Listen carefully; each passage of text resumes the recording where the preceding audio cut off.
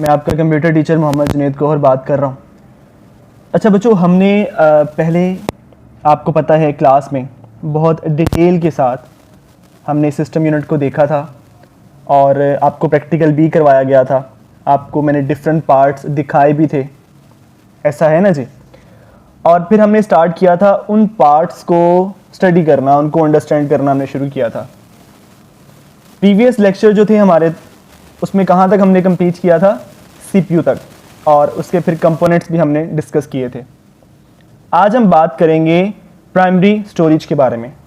जैसा कि हम पहले डिस्कस कर चुके हैं, जब भी हम बात करेंगे मेन मेमोरी की, प्राइमरी मेमोरी की, वोलाटाइल मेमोरी की, तो उससे मुराद क्या होगा? RAM, random access memory. और रैंडम क्यों कहा जाता है? रैंडम इसलिए कहा जाता है कि इसमें हम डाटा को रैंडमली एक्सेस कर सकते हैं, सीक्वेंस की ज़रूरत नहीं होती, इसलिए रैंडम कहा जाता है। तो आप सब भी अपनी बुक्स ओपन करें, या आपको जो नोट्स दिए गए थे आप उन नोट्स को ओपन कर लें। तो स्टार्ट करेंगे। RAM which stands for random access memory is a vital part of a computer. Vital part से मुराद नेसेसरी, ज़रूरी, अहम। It helps the computer access important data and programs quickly from its cache memory। आपको बताया था कि cache memory क्या है? कैश मेमोरी आपकी रैम की कंपैरिजन में ज़्यादा फास्ट होती है, बट साइज़ में थोड़ी कम होती है। और हमने डिस्कस किया था कि रैम से जो डाटा है वो कैश की तरफ जाता है। तो यहाँ पे क्या लिखा हुआ है? It helps the computer access important data and programs quickly from its cache memory। RAM is also known as primary memory। तो RAM को प्राइमरी मेमोरी भी कहते हैं, जो चीज़ हम पहले भी डिस्कस कर चुके। या फिर मेन मेमोरी। मेन मेमोरी इसलिए कहा जाता है कि विदाउट RAM आपका कंप्यूटर काम ही नहीं कर सकता, बिकॉज जैसे ही आप सिस्टम को ऑन करते हैं, जितनी भी नेसेसरी फाइल्स होती हैं वो सारी की सारी लोड होती हैं किसके अंदर? रैम के अंदर। तो रैम को हम मेन मेमोरी भी कहते हैं। And it's a hardware component. Hardware इसलिए क्योंकि इसे टच किया जा सकता है। Found on the computers motherboard. तो हमने वो रैम की स्लॉट भी चेक की थी ना, हमने क्लास में आपको मैंने रैम को जो है वो लगाना और उतारना भी सिखाया था। RAM is a type of memory that can store data and instructions when the computer is turned on। तो जैसे ही हम पावर ऑन करेंगे, जब तक पावर ऑन रहेगी, हमारा जो डाटा होगा वो टेम्परेरी तौर पर रैम के अंदर लोड किया जाएगा। When you start the computer, RAM collects necessary data and instructions from the hard disk and stores them। Hard disk चूंकि एक परमानेंट है, सेकेंडरी स्टोरेज भी से कहते हैं। हमारा सारा का सारा डाटा किसमें पड़ा होता है? हार्ड डिस्क के अंदर। तो हार्ड डिस्क से डाटा लोड पहले किसके अंदर होता है? रैम के अंदर। तो यहाँ यही तो लिखा हुआ है। When you start the computer, RAM collects necessary data and instructions from the hard disk and stores them। The CPU uses this stored data from RAM to do specific task। तो ये मैंने आपको सारे स्टेप्स बताए थे कि सबसे पहले हमारे पास हार्ड डिस्क है, फिर रैम है, रैम के बाद हमारे पास कैश मेमोरी आती है, फिर सेंट्रल प्रोसेसिंग यूनिट जो सीपीयू है उसकी जो इंटरनल मेमोरी है, जिन्हें हम रजिस्टर्स कहते हैं, वो होता है, और फिर प्रोसेसिंग होती है। तो सीपीयू ने जो डाटा लेना है वो किससे लेना है? रैम से। वो डायरेक्टली हार्ड डिस्क से नहीं लेता।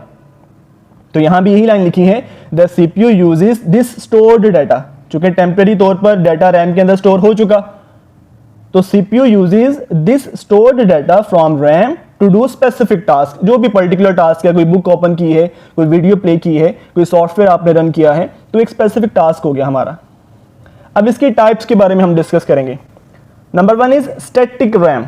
स्टैटिक नाम से पता चलता है कि ऐसी चीज जो स्टिल है, साकिन है, उसे स्टैटिक बोलेंगे। इसकी शॉर्ट फॉर्म SRAM। SRAM और static random access memory retains information in a static form until the power supply is turned off। मतलब आपने एक बार कंप्यूटर ऑन कर दिया, जब तक कंप्यूटर को आप रीस्टार्ट या शट डाउन करके दोबारा से ऑन नहीं करेंगे, तब तक एक बार जो डाटा लोड हो गया वो उसके अंदर स्टोर ही रहेगा, इसलिए इसको स्टैटिक कहा जाता है। पॉइंट समझ आ रही है? This type of memory is volatile. Definitely volatile तो है, रैम जब भी होगी तो वो वोलाटाइल है क्योंकि टेम्परेरी होती, जैसे ही पावर ऑफ होगी तो डाटा सारा उड़ जाएगा, तो volatile, meaning it loses data when the power is off. SRAM is mainly use to create cache memory. तो हमने जो पढ़ा था कि रैम और फिर कैश मेमोरी है, तो कैश मेमोरी बनाने के लिए स्टैटिक रैम को इस्तेमाल किया जाता है। And it's faster than dynamic RAM. तो जो आम हम वर्डिंग में यूज़ करते हैं जी ये रैम है, वो डायनामिक रैम होती है, और जो हम बात करते हैं ये कैश है तो वो बेसिकली स्टैटिक रैम है। It's more expensive and consumes more power but offers higher speed. SRAM stores data in flip-flops that use 4 to 6 transistors for each memory cell। तो जो SRAM है आपकी, या in other words cache memory जो है, इसके अंदर 4 to 6 ट्रांजिस्टर्स होते हैं जो कि हर एक सेल के अंदर होते हैं। नेक्स्ट है जी डायनामिक रैम। DRAM और dynamic random access memory is another type of semiconductor memory. Semiconductor चूंकि सिलिकॉन का बना होता है तो इसलिए इसको सेमीकंडक्टर कहा जाता है। Silicon is a semiconductor. It's designed to store data और program files required by computer processors to function. इसको भी क्यों डिज़ाइन किया गया? ताकि टेम्परेरी तौर पर डाटा इसके अंदर स्टोर किया जा सके। DRAM stores data in capacitors. इसमें हमने पढ़ा ट्रांजिस्टर्स हैं, इसके अंदर क्या है? कैपेसिटर्स हैं। It can store more data than SRAM but needs frequent refreshing of its circuit for charging.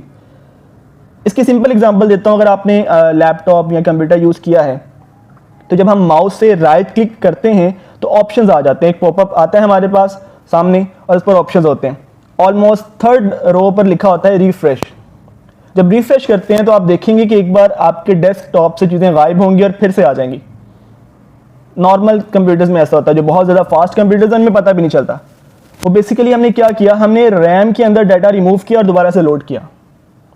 तो ये ज़रूरी होता है DRAM में, ताकि उसको चार्ज किया जा सके। चार्ज से मुराद क्या होगा कि अगर कुछ एक्स्ट्रा चीज़ें लोड हो चुकी हैं रैम के अंदर जिनको हमने पहले इस्तेमाल किया था अब नहीं कर रहे, तो उनको ज़रा निकालते जाएं, साथ साथ स्पेस बनती जाएगी इससे और स्पीड जो है वो तेज़ होगी। तो क्या आगे लिखा हुआ है, as a result it consumes more power than SRAM। अब सारी बात है, बार बार रिफ्रेश होगा। ये ऐसे है कि फ़ैन को ऑफ करो, on on off on off, जब बार बार आप करेंगे तो डेफिनेटली जो है पावर ज़्यादा इस्तेमाल होगी। तो ये हमारा जो टॉपिक था मेन मेमोरी के बारे में या प्राइमरी मेमोरी के बारे में, वो यहाँ तक कंप्लीट हो गया, जिसमें हमने पढ़ा कि हमारे पास इस सिलेबस में हमारे पास दो टाइप्स दी गई हैं, स्टैटिक रैम, डायनामिक रैम। हमने 1 बाय 1 इनको भी डिस्कस किया। इसके अलावा बेटे कोई भी इशू है तो आपने डायरेक्टली जो है वो मैसेज करके पूछ लेना है।